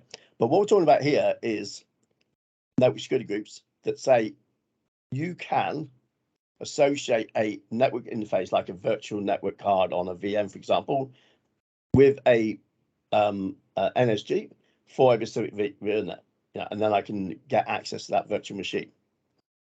We might call it a jump box. And then from the jump box, I can then only get to the databases from that jump box. I can't get it to from my machine here, my desktop. I think I can maybe show you. I can just cut it over. So you can see my screens here. And I don't know if you can see it. Actually, I don't know if I've got that set up. One sec. Let me just move that over one sec. Let me just bring that over, cut that. Oh, let me just do that again. Need to reset. Why is my okay? I'm trying to reset my video feed, and it's not playing ball, so I'll ignore that. Don't know what's going on there. Okay. But I've got a machine here, and I can't connect to that directly to my database. What I can do is I can connect to a specific VM in Azure. And from that VM, I can then only from there can I connect to that database. So I'm kind of putting a barrier, a kind of layered defense, essentially. So defense in depth is the way we refer to this. The first one of those might be your username and password, your authentication and authorization through something like Azure AD or my password or my face on my screen. That gets me one step. Doesn't get me to the data though. Next step is I might need to go and connect to my virtual machine, but only certain IP addresses can connect to it. So if my IP address is not on the list, I ain't getting access to it. That's another layer. From there, I might need to kind of do some additional security, like an MFA with a user account, or something like a managed identity. So I'm not using my ID, I'm using a managed identity from the application to talk to the database. Makes it a lot more secure, because essentially we're giving it a certain level of rights, but it's going to be more problematic for them to kind of impersonate that problem. Yeah. So we've got all these different levels, but the NSG is kind of my go-to for adding security rules. That's the inbound and outbound rules for that. Okay. Let's go to the next screen. Okay. So we're going to do a little bit of a demo of network security groups here. Okay, so let me jump over to that. So I'm just going to, hopefully, if I can get to my Azure portal. Where's that gone? I had it on my screen a second ago. So I think, where was it there? It's gone all the way up there. Cool. Okay, so let me actually just, I'll tell you what these one is, just escape that. Bring in my, where has it gone? Okay, let me just open that up again. I'm going to go to portal.azure. Log into my portal.azure, and I'm going to bring that into screen. Okay, so what I have here is a resource group I created, and it's got an NSG, randomly created NSG inside of that that resource group. Okay, so let's go look at what we have in here. Let me get rid of these messages. Okay, so network security group looks like a series of inbound and outbound rules. So I've got my VNet inbound, I've got my allow action from any service, etc. Okay, and I've got these different rules I can apply, and I've also got the priority of those rules. What I can do is I can also add in, say, something like what we call a service tag. Now, a service tag is essentially a service like SQL. Okay, so it's kind of a built-in You're saying you can't see that. Okay, you can see it now. Okay. Oh, I had to move screens around, so it might have gone a bit weird there for a second. Okay, cool. So some of the things that we do there, we might have a service like MS SQL, or it could be something like our HTTPS, or it could be an FTPN connection, could be different connection to a whole bunch of different services here. Okay, but the ones pretty much we're talking about is something like an RDP to say a VM or SQL, but I'm just going to do a SQL one for now. Okay, now I'm going to allow that port. Now you notice that I don't have now. It's grayed out. I don't have the destination port because we're doing it at the service tag level. We're doing it at the service level, and I prefer to do that rather than actually kind of giving a specific IP address for a specific service. And here I'm going to call this. Let's go down to say SQL Azure SQL DB if I can find it. I can't remember if it's like SQL DB or Azure SQL DB. So SQL. There we go. So also notice I have it for specific regions. So what I would actually do is I would do something like SQL.West Europe. And I'm going to do my service tag for that data center. Okay. What ports? Well, I'm probably going to want to have a specific set of ports, or in this case, I want to have my destination to be, say, an application service group. And then I'm going to specifically, now at the moment, there's none there. That's fine. I haven't created any. But what I'll do is maybe have a drop down, and I've already got that defined. That's cool. In this case, we're just going to do something like my my application IP address. Now, this is going to be a CEDA, which is the kind of the custom and kind of identity range of your IP addresses. So a /22, /24, /16, etc. So let's just put a range in here. Let's do 4.0 /24, for example. And that would give me then the range of IP addresses. Now, I might really want to kind of bring that down to a very small number that is specifically for, say, the range of IP addresses that a specific department has. Okay, and I'm going to allow that. I'm just going to, don't really care too much what the details are. I'm just going to give an example of that. So let me kind of add that in. So it's creating a security rule, and that then is going to be in my inbound rules. Okay, not the outbound. I've just added it to inbound, which means I can connect in. But if I try and get the traffic bad out again, and it doesn't exist in the outbound rule list, then I'm going to have some problems seeing the results there.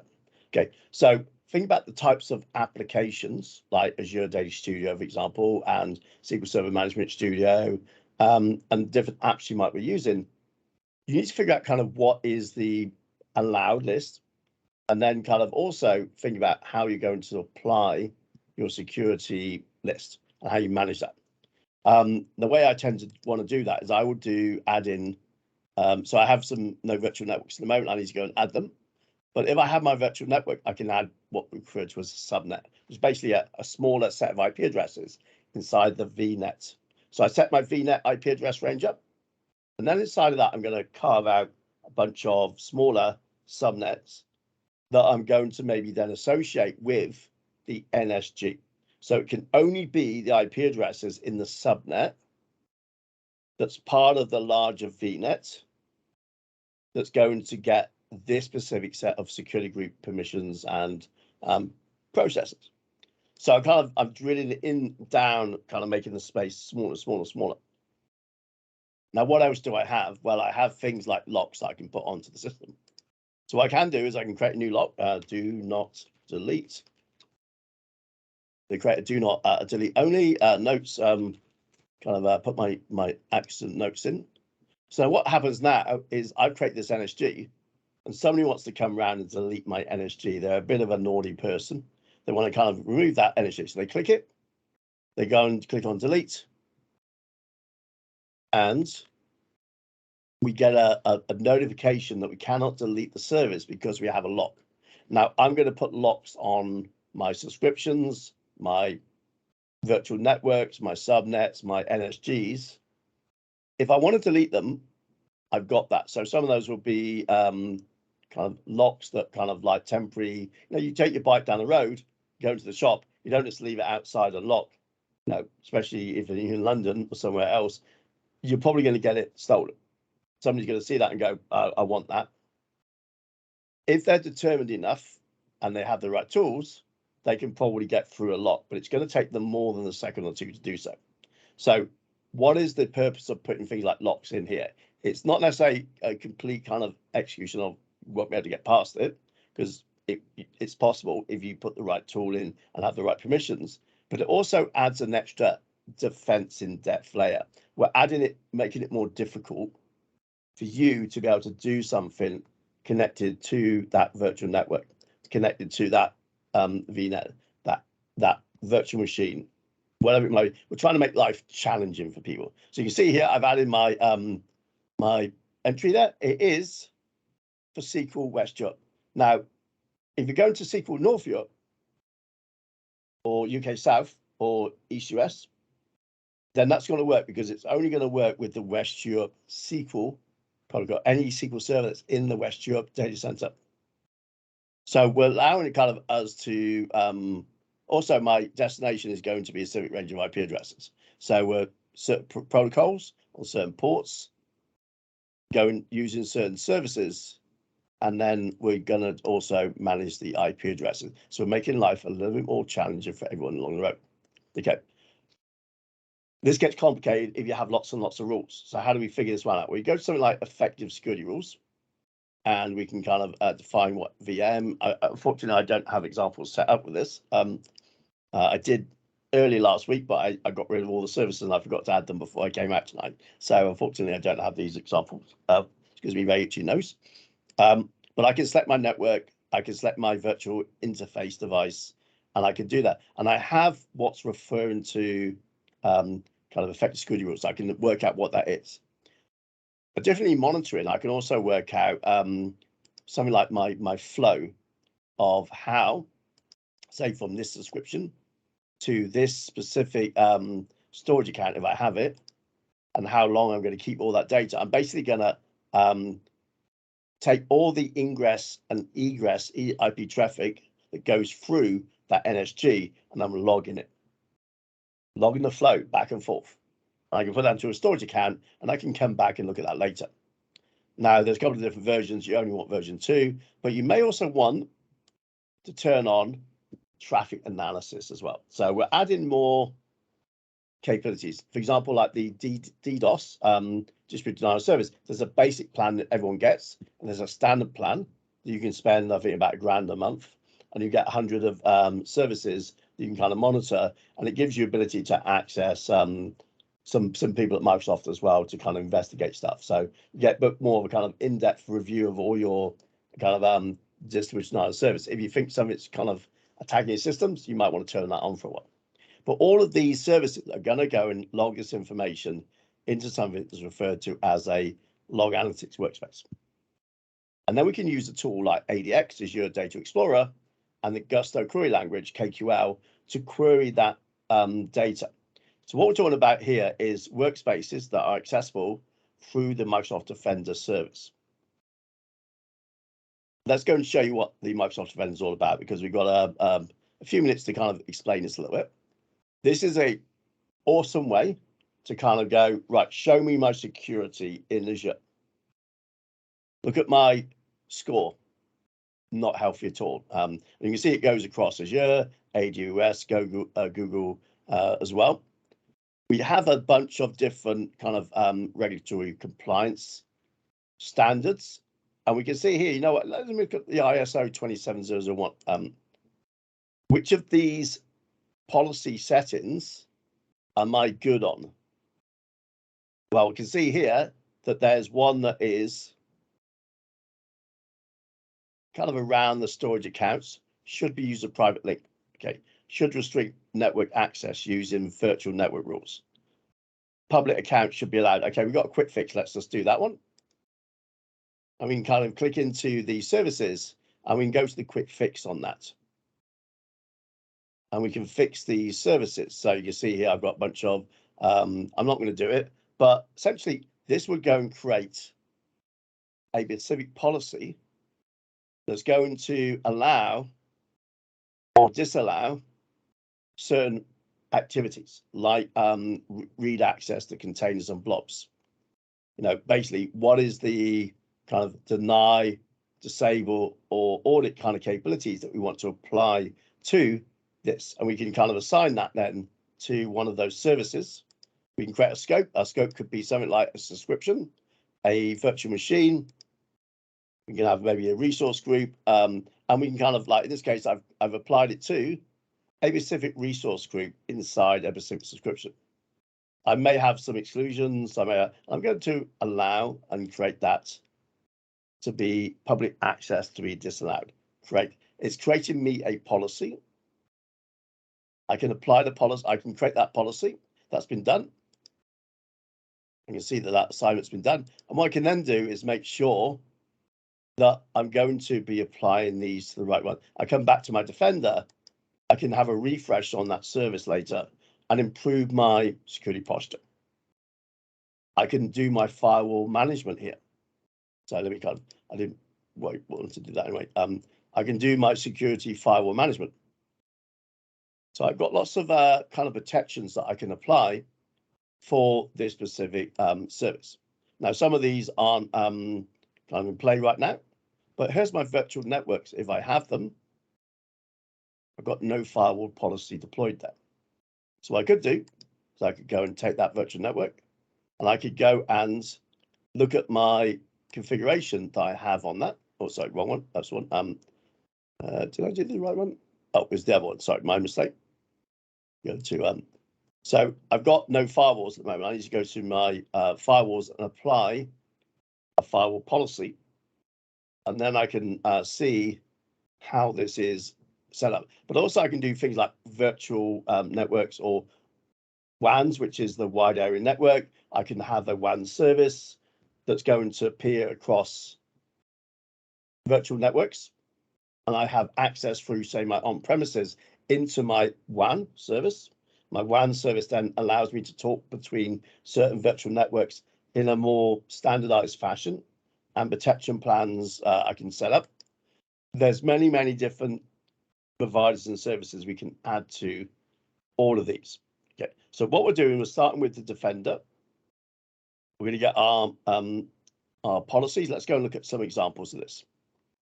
So let's go into, say, our recommendations that we have for some of the controls. So one of the examples would be adding in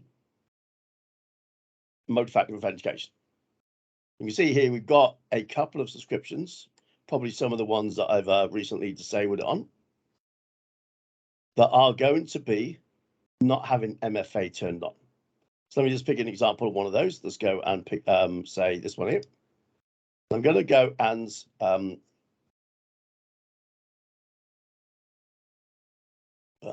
sorry, wrong one. You want to do that again? I want to click into it. And I go into, and I can see I can enable MFA for this account. Okay, so for MFA, for this specific one, let me go continue. I'm going to turn on MFA for access for the Azure portal. So the way I've connected now, and also maybe the pilot as well. I'm going to be happy with that one. Okay, so I'm going to click in there. This is a policy, and I've got it on at the moment. Now I might want to change it to report. I might want to change the conditions from different locations. So let me configure that I'm allowing MFA, but only from trusted location. I can set my trust for which locations I'm trusting. Maybe my office here, my head office, but not the coffee shop.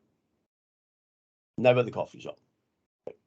By the way, never use the Wi-Fi from any other provider outside of your system. I have Wi-Fi on here. I have a device I take with me that has my Wi-Fi on it. You will never find me use a Starbucks Wi-Fi or any other Wi-Fi locally, because the protection on that is just absolutely limited. And that's where you get your password stolen. That's where they get in, they steal your information, and they then later use it, and you don't even know because you were in there, getting a coffee. I was just going to check my email. I've automatically connected to their Wi-Fi. I won't allow that, by the way, on my systems. And without me knowing, I've now been exposed someone's maybe got in and is kind of looking for other connections, gets into your phone, gets all your contact information, and even maybe your credit card for your tap it and spend. These things do happen. So never ever use, or I don't ever use, any security that I haven't personally configured. Maybe I'm just paranoid in that way, but I don't think it's worth the risk. And I could be completely wrong, and it could be 1,000 times it's going to be safe. That one time it's not is when they steal your stuff. Well, you can set up all of these, like I'm not going to allow anything from unless it's a trusted configuration. So even if I've got MFA, I'm not getting in unless I've got it from a trusted connection. Okay, let's see what else we have in our deck before we start to round out the session. So give me a sec, just going to bring it back up.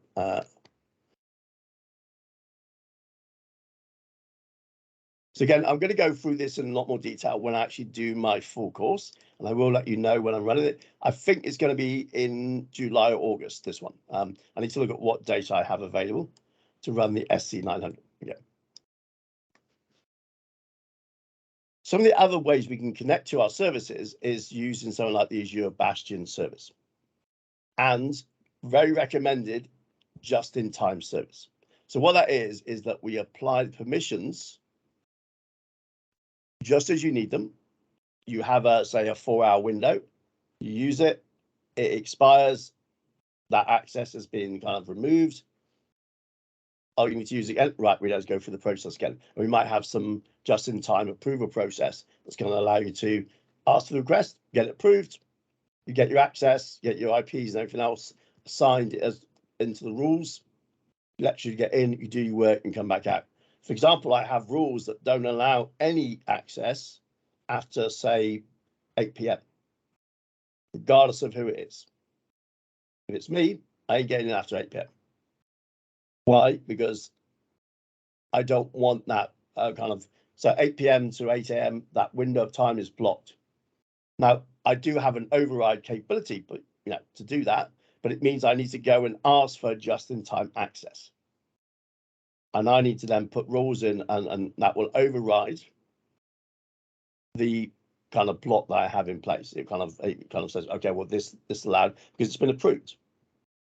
So just-in-time access is secure access only when you need it. Again, we don't go into a lot of detail right now, but this is kind of how we're going to protect ourselves. Things like key vault, passwords, secure the encryption, things like TDE, security management. All of these different kind of services are available to encrypt your data and to store the access keys and the key management services that you need to get into those services. You don't have the right key, you ain't getting in the door. You don't have the right certificate, you're not being able to access that service. So we want to manage that very effectively in some things like Azure Key Vault, and you can even bring your own key to Key Vault. Like you say, I'm not going to let Microsoft manage it. I'm going to do my own. No, I don't even do that, by the way. I can't allow that to happen. But things like BitLocker for disk encryption. I used to carry a laptop around when I used to do a lot of consulting, and it was BitLocked. If I didn't have the right key to unencrypt it, no go. I wouldn't be able to do anything with it. So I have the BitLocker service on something like my virtual machine or my Azure laptop or whatever it is I was using. Okay. So those are some of the key capabilities. Now, what we're trying to do here is we're saying, okay, there's lots of these services like key vaults and firewalls and virtual networks and application service networks and you name it, these different kind of defense in depth stages. But one of the things we need to make sure is that we know how well that's being done, what's protected and what's not. And that's where the Defender for Cloud gives us our kind of security posture management service and also workload management, workload protection as well. So we got CSPM for posture management, and we got the WP for our workload protection. And it's all kind of down to that Defender for Cloud which we can turn on. Now, there's a couple of plans there. There's a plan that's going to be kind of just the continuous assessment, recommendations, and giving you a score. There's one that kind of is just in time. It's giving you the threat protection. It's identifying when threats are happening. Okay, so there's a threat-free version, the left-hand pane, and there's a right-hand paid-for version that's going to give you additional kind of capabilities to enhance the free mode to protect those services. I would say if you put any service in Azure, go with the Defender for Cloud and turn on, talking about pennies in a month, but it's worth it. It's like insurance for your house, insurance for your data. This is what we're talking about. Now you got to put your security in place. Okay, so this is going to have comprehensive compliance reports, advice, implementation techniques. CIM, for example. You've got lots and lots and lots of services that click the wrong thing. So when I've time to do the Defender for Cloud demo, I did that quick kind of screenshot in Azure where we kind of went in and had a quick look at things. If you've got Azure and you've not looked at Defender for Cloud, go and look at what you have, look at your policies, your capabilities, and work out where we have. Okay, I know we're pretty much up at time. So I won't go through the other lessons because we run out of time, but say these are covered in that SC900. Let me see what questions we have. Okay, so let's get back to there. Okay, so one question actually, EDR for servers. Does that replace the need to pay for Defender endpoint protection? Right, so there is a number of different protection capabilities inside of the Azure world. Some are at the kind of server level, some are kind of at the kind of endpoint level. It really depends on what type of plan you're going to take. I would usually go with the Defender for Cloud and turn on everything I need. I don't think there's a specific different plan for the servers. Let's actually go look at pricing. We'll go to the Azure pricing. So pricing Azure. So by the way, if you're not sure about pricing for Azure, there's something called the pricing calculator. Bless me. Let's go and find out what we have here. So we want to go and look at the different services. Here's all the different services, and we want to look at security, and we want to look at the Defender for Cloud. And if you go into here, you'll see that we have pricing for the different plans. You can see there's quite a few different plans, but basically, you've got the Defender for App Service, you've got Defender for Storage, for Key Vault, etc. So the servers, there's different plans. There's Service Plan 1, 2, Containers, SQL. So get off the highlight. That effect. Let me just put it actually in the My Money and do this by the month because it's used by the hour. It doesn't make it. You see, it's kind of pounds for the month. Okay, so I would kind of then work out which of these specifically you need and go and kind of deploy that. I wouldn't be too much worried about the monetary side of it. I want to understand, am I protecting my services effectively? Okay, there are many, many different questions, and you always get a licensing question, and the answer always, it depends. Where's my dollar jar? I need to put a tip into the dollar jar there when you say always it depends as your answer. Use Defender for Cloud, or at least evaluate your posture and work out if there's one of those plans that will make use for you. Okay. It's like kind of just leaving your, for me, it's like having my door to my front of the building unlocked. And I've got all my cool gear in there. It doesn't make sense that I wouldn't put some kind of protection at that level. Okay. What else do we have? Any more questions here? Do we have any more licensing questions? It's my hobby to ask licensing questions. You go. Thank you, Dean. Everyone needs to have a hobby. Yes, of course. So what else do we have to share? Okay. Let's see what else there is. Any more questions, by the way? Adam, did you have a question earlier on? about firewalls and sites like VPNs. Was that you, Adam? I'm just It was back up. me, yes. Yeah, it might be a bit in depth, but it's specifically around Azure Firewall. And if you've got a model like a hub and spoke model where you're trying to have common services in the hub, like network connectivity and security, and then the spokes being the services that you've built within Azure. One of the things that I started to look at is trying to control the flow of data between spokes, and specifically if you've got siloed VPN connections, they could be a common VPN gateway, but separate connections. I found it that I wasn't able to identify those connections in Azure, in the Azure firewall, to be able to policy them. Does that make sense? It does. It wouldn't let me do it because it said it was a gateway. It was the same subnet that had a gateway service, or it was a gateway service subnet that you couldn't identify it within the Azure firewall, which was a pain and somewhat surprising. Okay, so this is a quite common problem that a lot of people have when they kind of try and figure out security. Is kind of how do we get like different parts of my Azure or my different systems in different locations talking to each other, and also sometimes within the same data center, how does that resource, that virtual network, turn to this one and talk to that one? So the way that I usually kind of do that is it's about routing plans. So we have routing is what I want to get to. Routing scenarios. Basically, we want to isolate our virtual networks and our branches. Branches being those kind of those hub and spoke kind of scenarios. So let me see if I've got one that will help us understand. So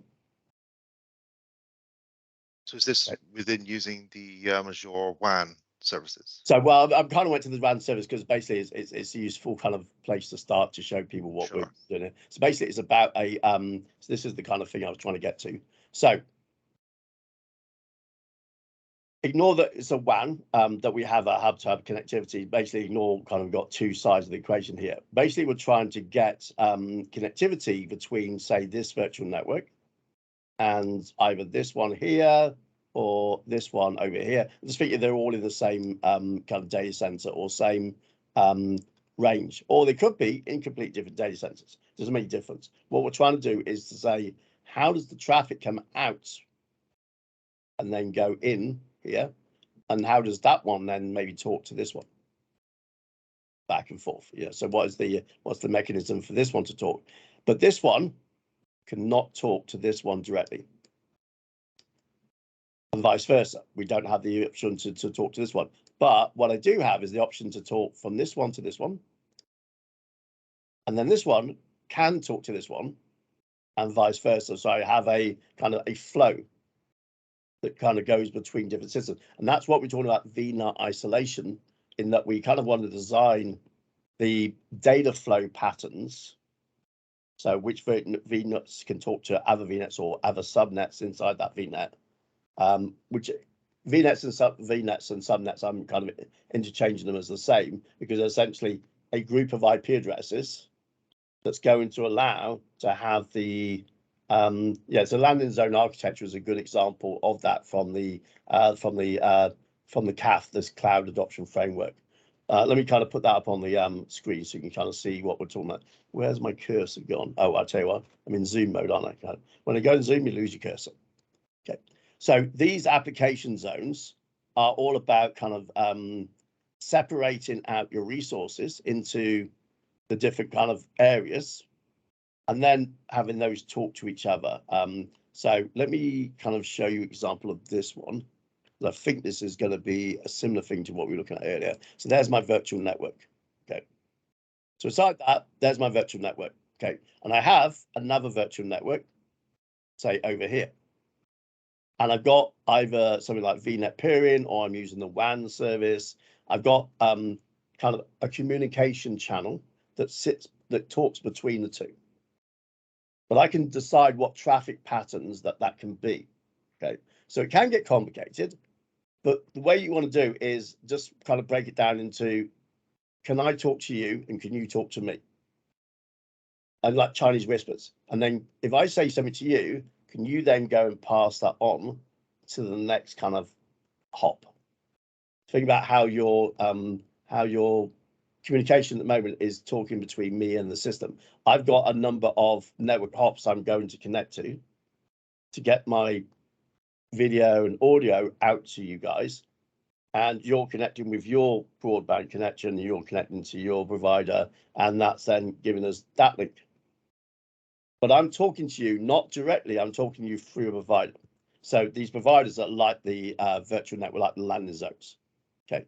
And landing zones are really just kind of a way of saying the traffic comes through here, and I'm going to allow certain activities and policies and processes. So what roles do I have? What assignments have been set up on that? What NSGs do we have? So it's all about really just kind of like, when I'm talking to you, how can I do that? What can I do? What am I allowed to do? What IP address do I have? Am I on the list? That kind of stuff. Okay, I know we've kind of only got a couple minutes left on the session from the alert. What other questions do we have in the last couple of minutes before we do that? And I will obviously be doing this larger session available at some point in the next couple of months for you guys. I think we're all good on questions. Okay. Neil? Yeah. Excellent. If you want to get hold of me, I'm going to be on LinkedIn. You will find that lovely picture of me on LinkedIn. So I think that's kind of somewhere. Let's actually go up to LinkedIn just see if I can see it. And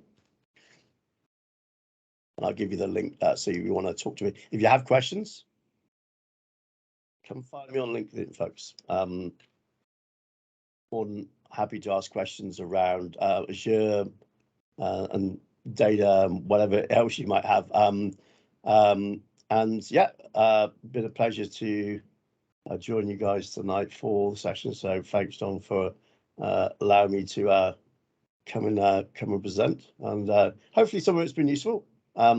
If the only thing you take away from tonight is never use the coffee shop's Wi-Fi. Yeah. No, awesome stuff. Thanks so much, Neil, for coming on and taking us through that. That was great. Mm-hmm. Yes, if everybody wants to show their appreciation and pass on our regards to your puppy, Neil, as well. Hope it gets better soon. I think I've got to go and head back out and go and see how we're doing. But yeah, I was glad I was able to come and present tonight. No, thanks for coming along, Neil. That was fantastic. Cool. Speak to you very soon. Thanks for that, Neil. Everybody else, stick around. And Neil, feel free to stick around as well yourself, joining the quiz.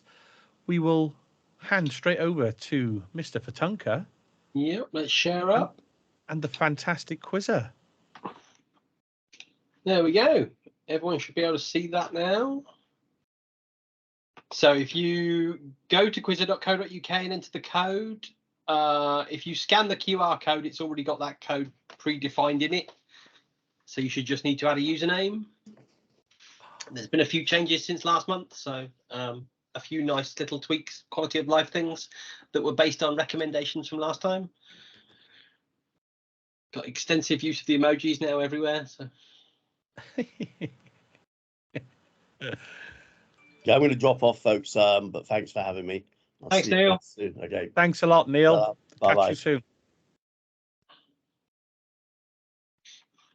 Okay, any more for any more? How many we got? We've got. I've even got a player counter on there now. See, that's new this week. So now you want it to check the Teams meeting that you're in to automatically start it when it meets you. No, it's too much.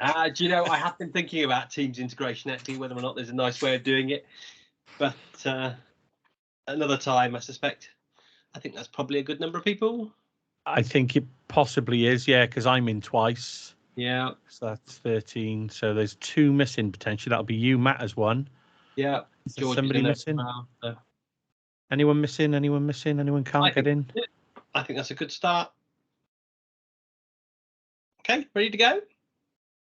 I can't see anybody chatting saying they're stuck. Nobody's stuck, are they? Do want to click? Yeah, it looks like we're good, aren't we? Okay, then let's start.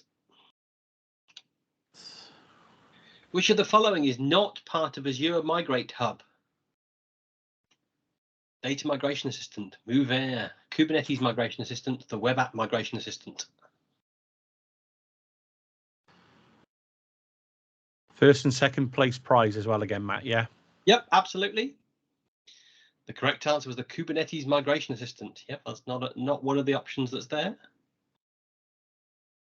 Everyone going for MoveAir? No, that's a legitimate part. That was a company that Microsoft bought that's now included in that kit. Which of the following is not a supported region for Azure Migrate? Ooh, that's a good one. I would love to believe at some point we're going to put a data center in Antarctica. It was Antarctica. Yeah, no, South Korea is a supported one. Right. Which of the following environments is not supported for server discovery with Azure Migrate?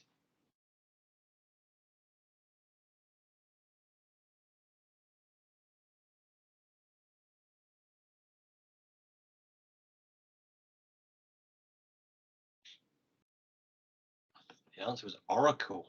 The others are. What was the old name for Microsoft Defender for Cloud?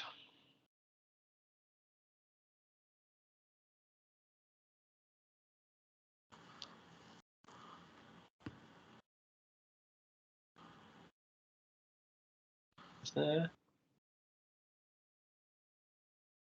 It was Azure Security Center. Well done for the 10 of you that got that right. If I want to connect my on-premises network to a virtual network, what sort of VPN would I use? Point to site, point to point, site to site, site to cloud. Any excuse to use the Spider-Man GIF.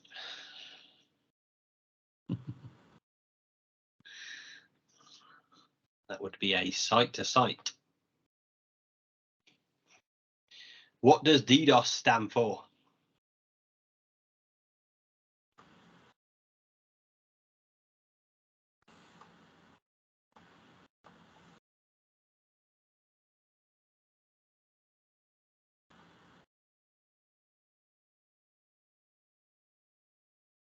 Yeah, you all got that one right.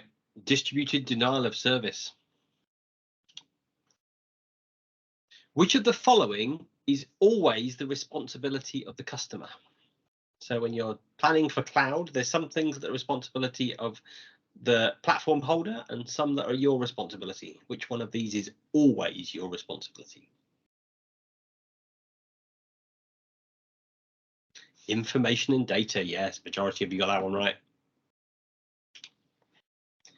Which of the following is not a guiding principle of the zero trust model? Verify explicitly, passwords written on post-it notes, use least privilege access, or assume breach. That should have been changed as he was talking to basically say don't use Wi-Fi in Starbucks. Yeah, easy one there.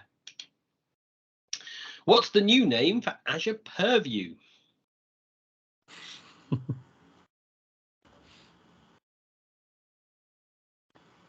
Bit of a random one. And the marketing people worked really hard on this one. Because the new name is Microsoft Purview. What's the maximum number of keys, secrets, or certificates that can be stored in Key Vault?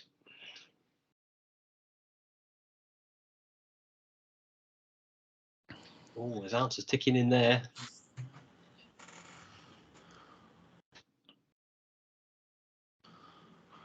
The correct answer is there is no limit. That split the pack a bit. Interesting one. And our winner tonight, MD 2020. And Joe. Joe in third place. Yep, they're our winners for tonight. MD 2020. MD, I can see you there. I'm assuming that's you as MD guest in the chat. Can you drop me your email address and your name? That would be a good idea. Probably Yes, it's somebody we Mr. all know. Doherty. Mr. Doherty. Oh, it's Michael Doherty. Well. I'm guessing so. Well. Oh, There we go. thank Right, you very drop. much.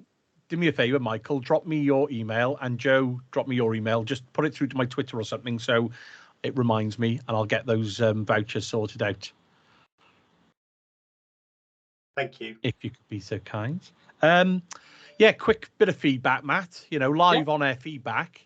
Yeah. I'm getting the next question up on my mobile device before you're clicking next. Well, you're just too good. Well, I don't know. I could answer the question before you've even asked it. But anyway, I'll That's let you quite figure that one out. I was getting the question up on my phone as it was.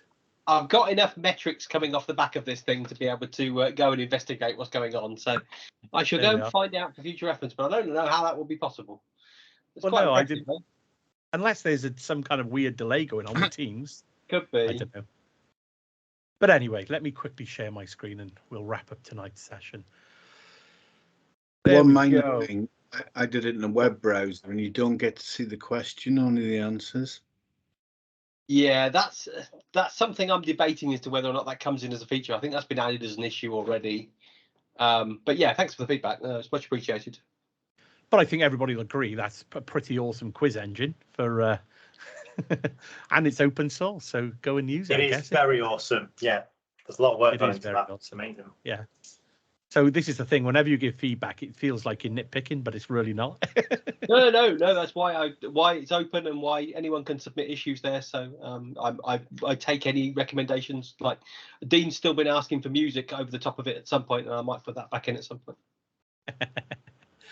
Right, thanks a lot, Matt. Awesome as ever. Love the quizzes. Right, thank you to everybody. Thank you. Huge shout out to Joe and Neil for being our guest speakers this month. I hope you'll agree. Fantastic talks.